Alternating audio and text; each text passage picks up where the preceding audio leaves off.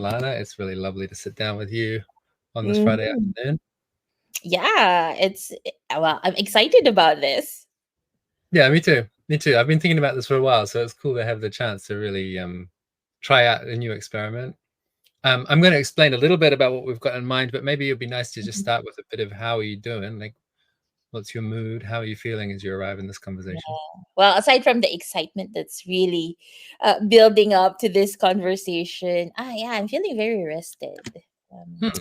I just published an article a while ago on what I wish they knew on how to give support for people who have recently got diagnosed or have an illness. So that was really like, okay, a bit of a download of here. These are some practices, and after writing it, I'm just like, okay, Mm-hmm. that bit is done. So now, like, Mm-hmm. okay, didn't do anything else except for wait for this conversation.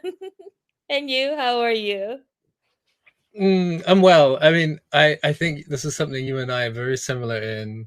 We have some kind of process of like, I'm occupied with a bunch of thoughts, maybe some stress, and then click, click, click. Somehow it all comes together into an article or a blog post or something. It's like, oh, there's like a digestion Yeah. completion thing that happens. I love that feeling. I'm well. It's a really easy Friday here in Spain. I went for a big walk along the beach and like watching the clouds come. There's a rainstorm coming, but it's really beautiful. And yeah, like I said, I've been looking forward to this conversation. Um, the concept is basically, it was 6 years ago that we started the hum, me and Nati, my wife, and we initially it was just the two of us, traveling around, giving workshops, sharing what we know about decentralized organizations and cooperatives and self-management and these sorts of topics. And then as we traveled and as we got to know more people in different parts of the world, we started to, like a magnet or a magpie, pick up some shiny objects. We got to know some really incredible people, and gradually the hum expanded. And so now I think there's, depends how you count, but somewhere between 12 and 14 of us.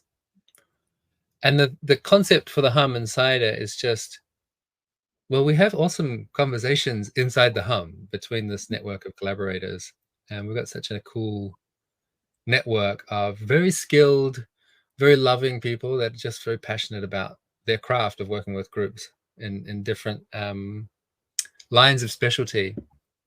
And the idea with the insider is that let's share those conversations with other people, because um, maybe some other group process geeks like me would also find it interesting. Maybe it's not just interesting for us too, but there might be an audience out there.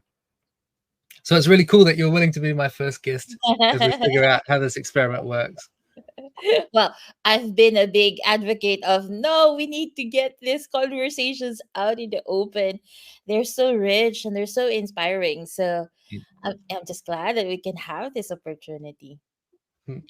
I was thinking about this morning as I was cooking breakfast. I was thinking about how we first met, um, which like officially was at a retreat for community organizers, but specifically the memory is you and I cooking breakfast for everyone. Mhm. And it to me just like encapsulates so much about what we have in common. Maybe um, this way of taking care of people by feeding them a delicious, enormous breakfast because we get up early and other people like to sleep in. But there's that part of your story I'm very familiar with, and there's a lot of your I guess your professional domain that I know really well. But then there's other parts of your life that I don't know so well. And I've had in the background, I've known for a long time that you've been working at the Neurodiversity Foundation. I think you're the chair of the foundation. Yes. And I don't really know much about that. I don't know much about the foundation's work, and I don't really know your story. So I thought that could be an interesting place to start. It's like, how does Lana show up and become the chair of the foundation? Like, tell me about that. Well, I would say it's really around connections. And so my background is in the field of family life and child development. And I've been in the field of education for quite a long time before I moved here in Europe. So for me, anything related to child development and supporting teachers, supporting schools has been a big part of my career. I happened to meet a good friend of mine. Then, of course, an acquaintance Shirk Feitzma, and he is an advocate for around autism. And at that time, we got into the same program in Erasmus. That's how I got to meet him.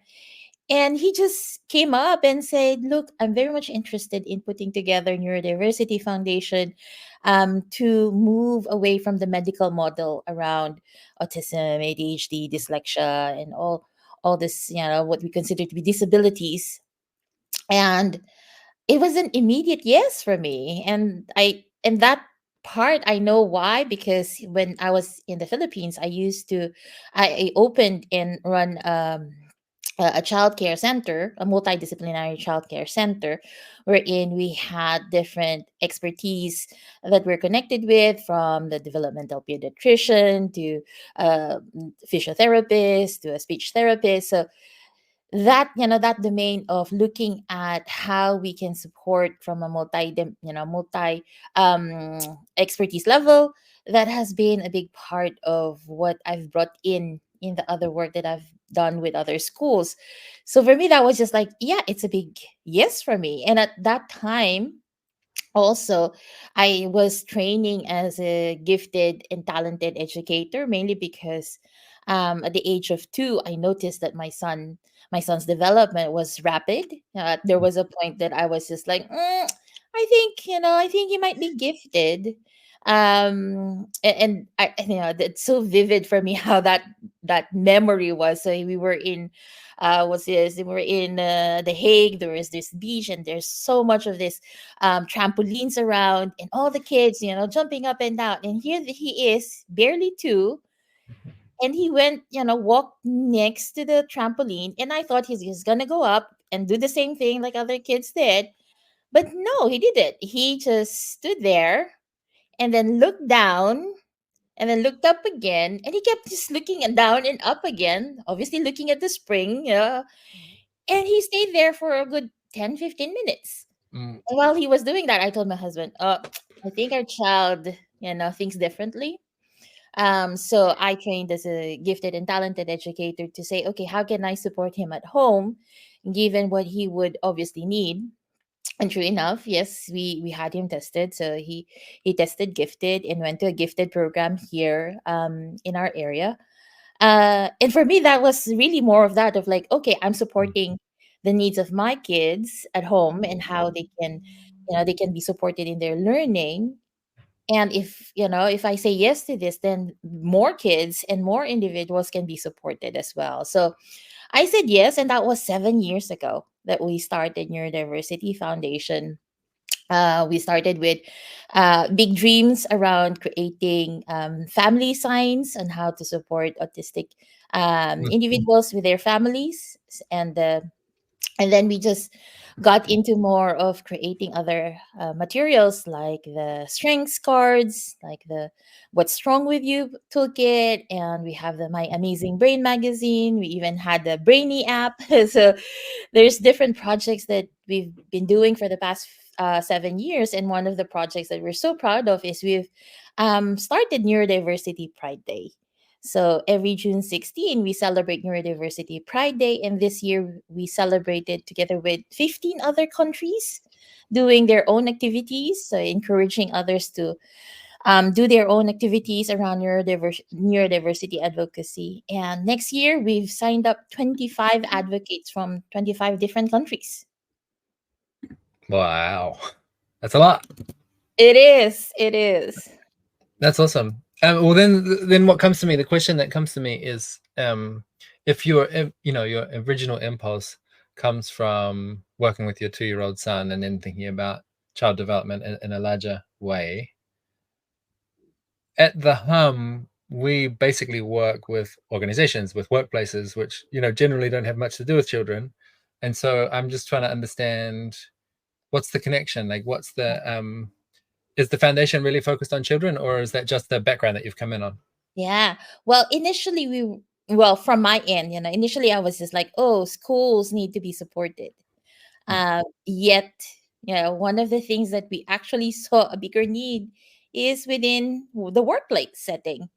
So neurodiversity at work has been, I would say, a booming field. I don't know if you've noticed it, but for the past few years, it has been a field where a lot of awareness and understanding around neuroscience and how we can engage people, in the conversations around, oh, the different ways in which we process information, has started to build up on. And this momentum is really where we saw, oh, that's the best, I would say one of the best areas to contribute to, mainly because we're realizing more and more how much people are yeah, finding dissatisfaction in their work Mm, life.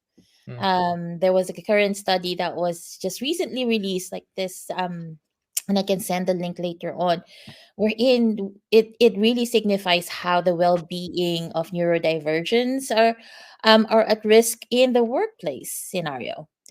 And this for us was really one of the areas where we saw, okay, we cannot only just focus on schools and families, but we really also need to focus on how neurodivergents are at work.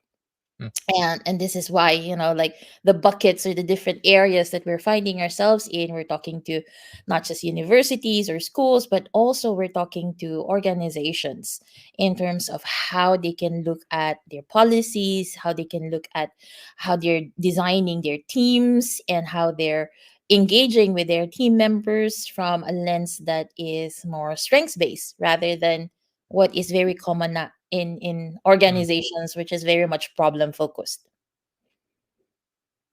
Can you illustrate some detail about what kind of interventions would you recommend in an organization? Like what kind of changes practically make it more accommodating for different types of minds? Yeah. So in the work around neurodiversity, what we're really advocating for is the understanding that we're all just wired differently. Like it's not just labels, but it's actually how we as society, and that's why neurodiversity actually means all of us, how as a society we're all processing and taking in information differently, and how we set up society, and that includes education, our workspaces. They're very much geared towards this very neurotypical minds, meaning you sit down, you do your 9 to 5, and then you're done.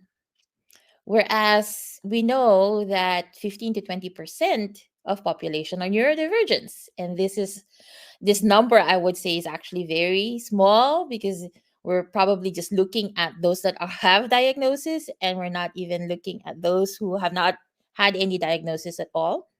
But even then, right, with that number, there's a lot of neurodivergence within work settings that are not, fitted to do that 9 to 5. And also, if we look at, how neurodiversity is all about, it's really looking at what's within the culture, what's within the history. So even this 9 to 5 setting is very much within the industrial revolution, and our work settings have not caught up with what neuroscience and neurophysiology is already telling us about how we can, fully make use of our attention, how we can fully make use of, our skills, our strengths. And so for us, when we're looking at how we can, share some accommodations, or we actually start with, let's have an understanding first of what neurodiversity is about. So common terms. In the community call that I did a couple of weeks ago, I've shared, some common terminologies just to get on that, like, let's go to the foundational level first of understanding what do we really mean, and why is there an advocacy around neurodiversity in the first place. So that's, I would say, should be a necessity for all, like there's a wish from our end, from the foundations and the work that we're doing with the Neurodiversity Education Academy, to really bring awareness to what do we really mean when we're asking for inclusion, neuro inclusion. So on that level, having had a better understanding of the different terms and the different practices, I would say we're looking at different approaches. So one approach might be how can we look at the environment itself to be neuro inclusive? So this is where the open floor plan sometimes get to be a bit tricky, because as you know, with a lot of co-working spaces that have just been like, oh, we'll open everything up, only to realize it does not work for everyone. Mm. So one end of how we can, provide support, or what we've been doing with other organizations, is to look at, like, how is the environment set up anyway. I remember I was in, one building where the light was just really flickering constantly, and I was just like, I don't know what it does to people, but I can imagine for someone who is sensitive to light, that just takes them out of their concentration. Mm. So those certain, yeah, I would say, on a physical, physical level, what are the sensory inputs that happen within the physical space that we can look at to say, okay, is this really helping or supporting individuals? Mm. And that's just like, that's one area, right, on the sensory level. And then there's also the areas around looking at policies, specifically with HR. This experiences of having to go for an interview, and the interviewer would say, we didn't choose the person because the person was fidgety, or person was not really looking at us. No, there was no eye contact. So we're missing a lot of potentials and a lot of strengths in the workforce when we don't look at our HR, our hiring policies that are more neuro inclusive. Mm. So that's also one area that we support. And then there's also another area around team culture in general. If we just think of what we really want when it comes to neuro inclusion, we just want everyone to belong. We just want everyone to thrive. And that means, no matter what, no matter how you process information, take in information, or communicate with each other, what would work for that person might be different for another person. So how are we getting to an understanding of what our differences are, what our preferences are? So the team culture is definitely, or the company culture is definitely also one area that we look at in terms of, how are we shifting away from the golden rule to the platinum rule. So if we say in the golden rule, do unto others what you would want to be done unto you. And the platinum rule is do unto others what you would want others, what others would want to be done unto them. And this, and with the this has been really a big part of our work, right? Of how can we elevate the team culture to the level of needs, and that each one have different needs. And it so happened to be that, yeah, for neurodivergence, they have sensory processing, what's this, nervous system needs. And how are we taking care of that as well in the workplace, that in such a way that it allows people to show up as themselves. And that's also why in the field we often say, oh, neurodivergents spend their lives masking to be, to fit in a very neurotypical society, or in a neurotypical workplace. So how can we provide a workplace where it allows for people to really show up as themselves? From what you're describing, Lana, I get the impression that a lot of the work really, it's like awareness raising or education, or like peeling back the layers of ignorance, or I just hadn't really thought about that before. And I wonder if that's really all it is, or if you actually encounter like active resistance that you have to work through. Oh, there is really a resistance. Yeah, I think in a lot of the DEI spaces, we've already been talking about how just bringing in a layer of diversity creates resistance for, for an organization or for a team. And mainly because it's so difficult to understand when another person is different. And this is also why we'd want to be included as part of that diversity advocacy, of like neurodiversity is part of the diversity of humans. And And the advocacy is really okay when we're looking at, differences. The same way that our fingerprints differ, our brains differ, and nervous system differs as well. So um the resistance is really coming from, I would say, how society has really set up to create this very linear, very structured, very mechanistic Mm. model of, oh, this is what a human being should do, should progress into, should be productive in this way. So there's a set of standards that has been set, and it's difficult to move away from the set of standards. Yeah, I get you. It's like this kind of industrial mode of thinking where everything's in a category and it all fits in a box. And then if you say, actually, those boxes don't reflect reality, then you're sort of Yeah. challenging the basic foundations of the organization. Yeah, exactly. And one of the books, The Power of Neurodiversity by Dr. Thomas Armstrong, he really emphasized that if we really look at it, whether you're neurodivergent or not, really depends on the culture where you are born, and also Mm. the time or the era in which you are born.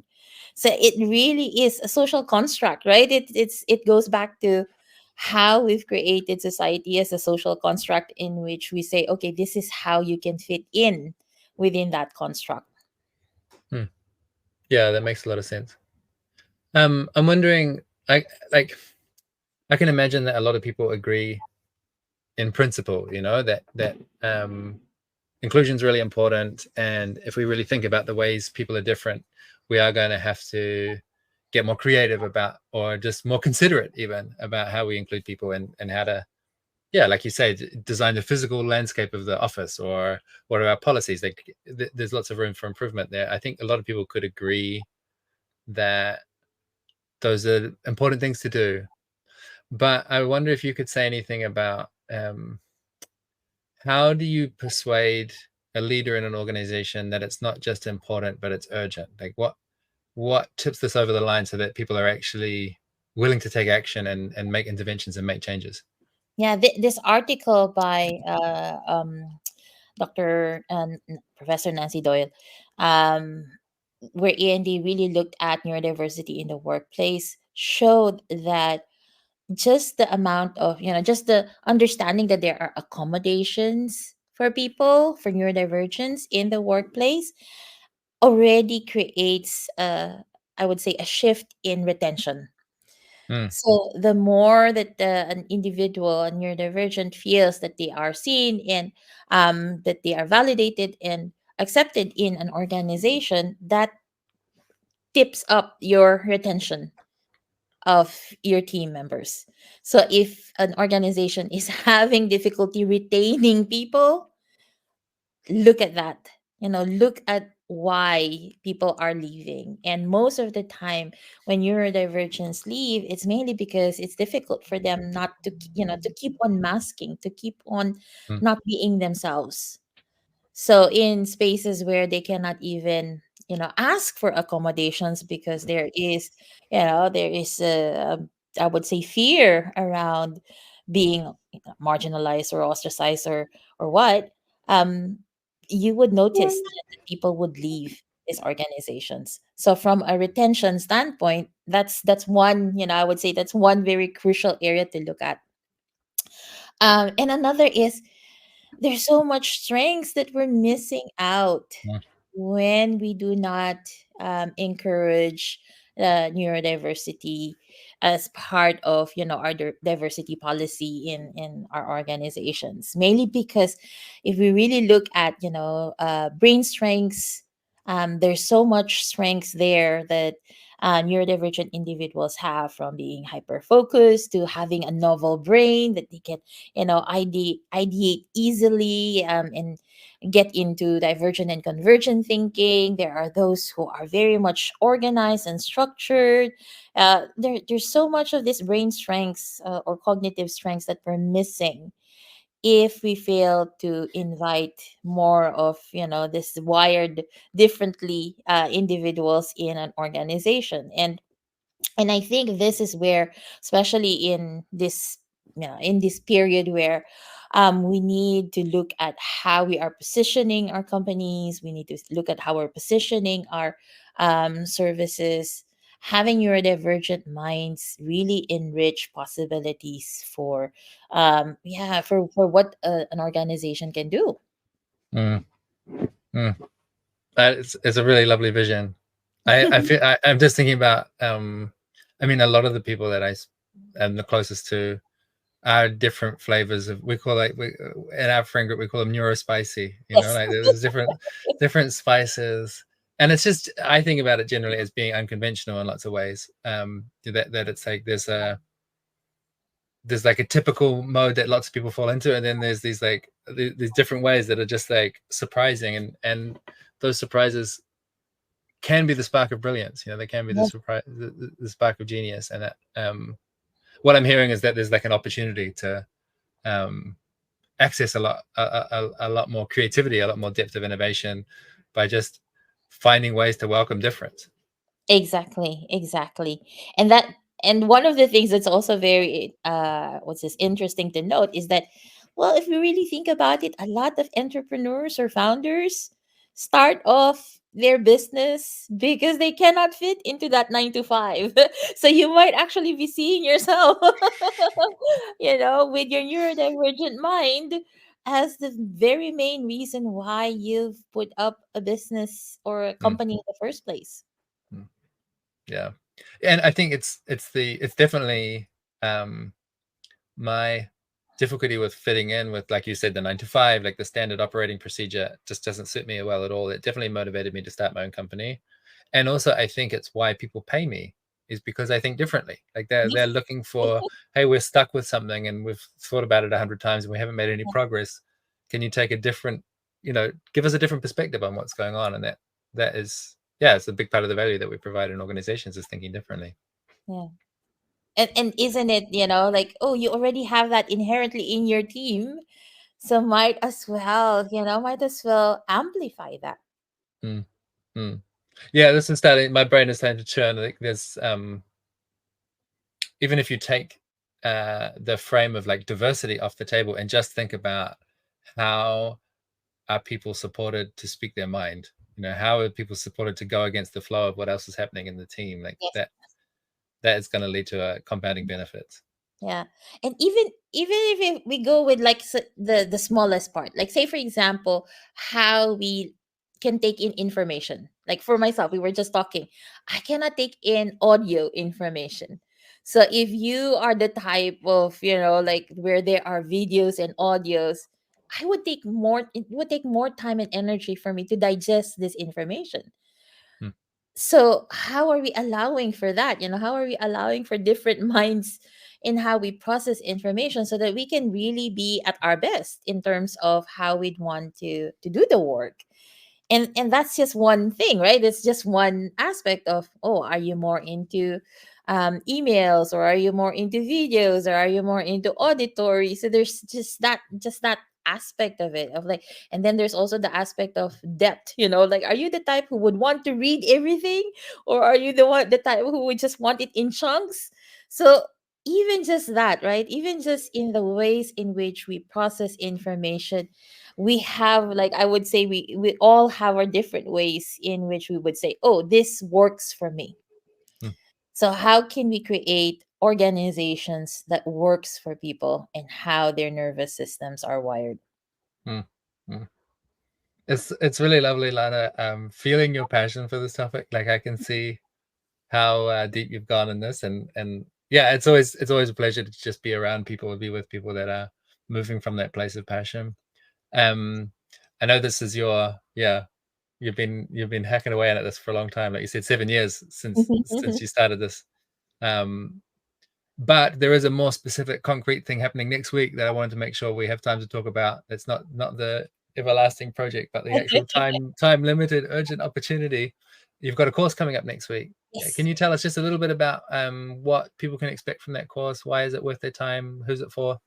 So wired differently is really for team leaders, team members who would want to create a culture of belonging. for these are for individuals who are part of teams who would want to look at how are we designing our what's this our practices, our um I would say really getting into certain exercises wherein we can look at ourselves in our strengths, look at the diversity in the team within the lens of neuro inclusion, and this are, I would say, the four sessions that we would be having are snippets of how we've been sharing neuro inclusion and neurodiversity for the past 7 years. So I'll be sharing specific tools that we've been using. One of the tools that have been used a lot are the brain strengths, so I've already included some links to the emails that I've shared around the sessions. It's one way to look at, how can we look at people from a wholeness point of view, or the salutogenic um, level, or salutogenic approach, rather than what's wrong with you approach.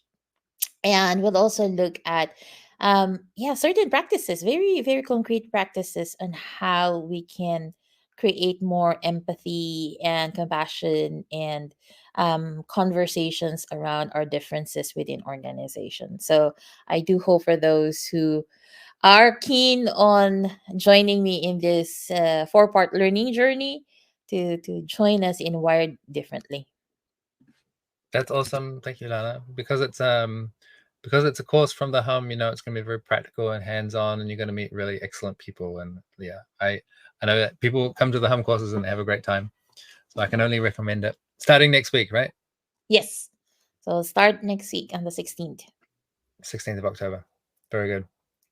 Well, I want to wrap us up so that we let people get back to whatever else they have to do today. I'm really grateful that you've joined me for the first episode. This, like I say, your passion is infectious, and it's really delightful to get to know a bit more about what you're up to. And for anyone listening, yes, of course, go check out the course and sign up for it. But also, we'll be happy to hear your comments if you've got any ideas about what you could imagine for the Hum Insider. Like if there's people that you want me to talk to, or if there's topics that you're interested in exploring, just drop us a comment and we'll see what we can do about that. We're going to run this on a regular basis and we'll see where it evolves to. Thank you for joining us. Well, thank you. Thank you for having me, and looking forward to watching the other episodes of the Hum Insider. Yeah, me too. Let's see what they